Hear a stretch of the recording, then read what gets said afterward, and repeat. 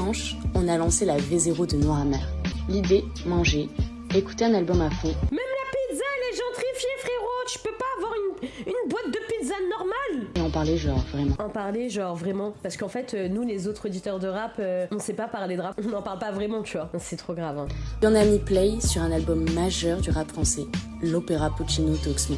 En fait, ça me cringe énormément. Puis même le côté, tu sais, de choisir cet album d'Oxmo, c'est hyper précis en mode on a pris du rap conscient pour pouvoir en parler vraiment. Et en fait, moi, j'ai une vraie théorie par rapport à ça. C'est que pour moi, c'est des colons. Dans le sens où ils ont envie d'écouter du rap, mais pour s'autoriser à écouter du rap qu'ils considèrent comme étant une musique de barbare, de sauvage, ils sont obligés de l'intellectualiser pour se différencier de nous. En fait, c'est ça. C'est aussi le truc de... Moi, je suis pas contre le fait qu'on puisse parler de rap, bien au contraire, mais le fait de vouloir tout surintellectualiser, je trouve que c'est bizarre de fou. Et je pense qu'il y a vraiment cette volonté de se placer en mode...